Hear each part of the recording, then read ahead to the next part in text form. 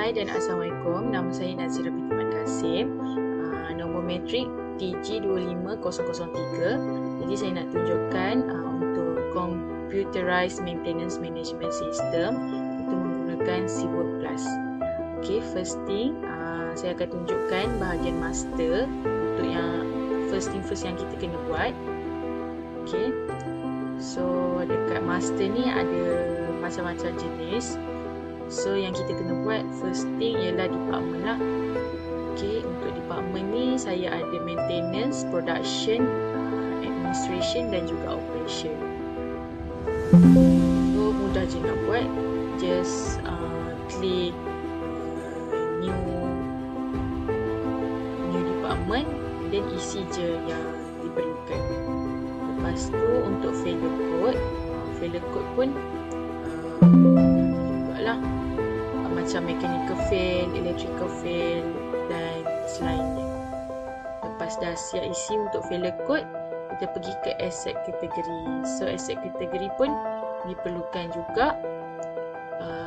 Just masukkan je asset code number and then asset category yang kita perlukan. Okay, untuk supplier pula, macam saya ada 5 supplier. So mudah je, tekan je new supplier and then isikan apa yang diperlukan. So contoh macam saya NAZ engineer, saya isilah, isi kesemuanya. Kemudian kita close je. Lepas dah dapat supplier, kita buat location. Untuk location saya ada 5 tempat, iaitu workshop, production line, warehouse, QC lab dan juga admin office. So kita isikan je apa yang diperlukan and then close. So ni new lah, isikan je. Lepas dah location, kita ada employee, pekerja-pekerja. Contoh macam saya ada admin, Nazira engineer 1, Nazira engineer 2, Nazira technician 1, Nazira technician 2 and Nazira supervisor serta Nazira QC technician. So nak tambah employees, buat new employee and then isikan apa yang diperlukan. Contoh macam saya Nazira engineer 1, masuk address, designation. So designation engineer lah. Okay, kita close. Lepas dah siap employee, dah tambah employee, kita kena ada asset. Okay, so nak asset pun kita just new asset and then masukkan data-data yang diperlukan. Okay, contoh macam saya workshop drill. So workshop drill daripada asset number, kemudian asset category. So siapa yang employee tu, and then kena ada note to technician, isikan semua sekali, kemudian close sahaja. Okay, lepas dah siap tu, kita teruskan lagi dengan safety instruction. So nak buat safety instruction, kena tambah je new safety instruction and then masukkan apa yang diperlukan. Okay. So close, nanti save and then close. So macam saya contoh wear safety glove. So ada description sekali. Dah siap untuk safety instruction. Dah siaplah bahagian master. Kemudian kita akan pergi ke preventive. So preventive ni kita akan ada dua perkara lah untuk nak buat. First thing ialah PM task list. Okay, PM task list, tambah je new PM checklist. So masukkan sahaja apa yang diperlukan. Contoh macam task description. So task description ni memang masuk satu-satu lah. And then save. So contoh macam saya conveyor system lubrication. So dulu ni contohnya. So estimate labor hours dalam 1 jam 50 minit. And then ada checklist description. Okay, ni checklist dia. Saya ada 4 je lah. Okay. So kita close. Dah siap PM task list, kita teruskan lagi dengan PM schedule time. Okay, PM schedule time macam tadi, tambah je new PM schedule time, masukkan je apa yang diperlukan daripada target start date, next start date. Okay, then lepas dah siap preventive maintenance, kita teruskan lagi dengan work order. Okay, untuk work order ni macam saya ada 3 work order, so saya ambil yang paling latest. First thing, kalau untuk work order, pastikan isi full lah, lagi-lagi daripada required date. Okay, so kita bagi tahu problem description macam saya, drill machine not operating. So asset or location information daripada siapa? Nazira technician 1. And then note to technician ialah safety check. Okay, lepas dah siap work order, baru kita pergi work order closing. So closing ni close lah, pastikan estimate start and end.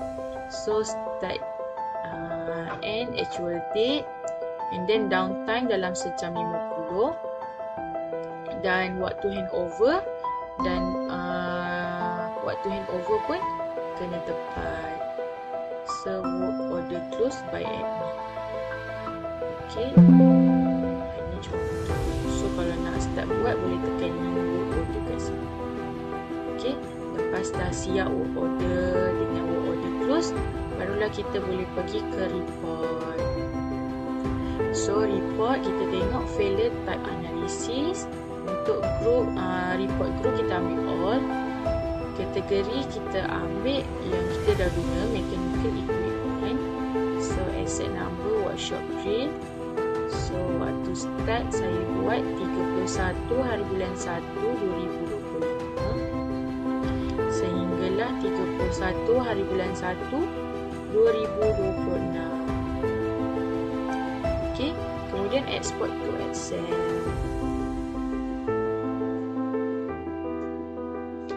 Okay, kejap. So inilah terjadinya failure analysis downtime from 31 bulan 1 2025 sampailah 31 bulan 1 2026. Asset kategori mechanical equipment, downtime minutes. Okay, yang ini kita ada electrical fail dengan mechanical fail. Kemudian kita teruskan pula dengan MTBF report. So MTBF report, ini asset kategori code kita buat all, then workshop,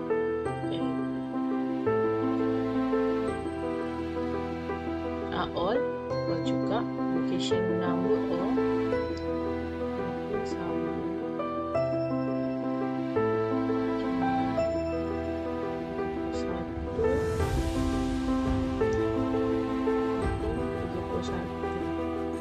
So export to Excel. MTBF report. So macam saya tak adalah MTBF report. Lepas dah siap MTBF report, kita pergi ke MTTR report. So export to Excel je.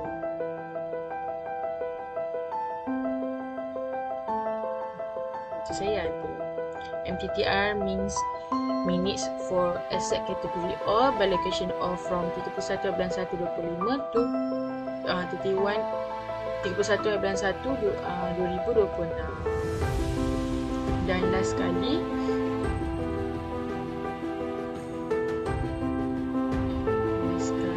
kita ambil close work order list. Close work order list. So ni work order list itu pun sama juga. Saya ambil 31 hari bulan 1 2025 sampailah 31 bulan 1 2026. So ini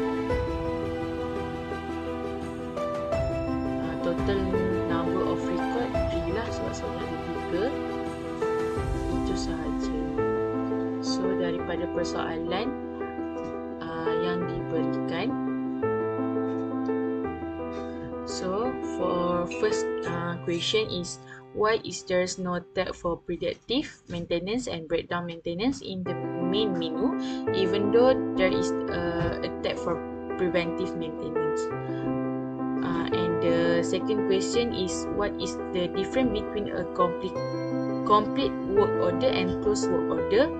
And third question, what are the possible challenges or obstacles that might cause the implementation of this CMMS to be less successful? And the fourth is, what improvement do you think are necessary to make this software more user-friendly and more impactful in increasing company productivity?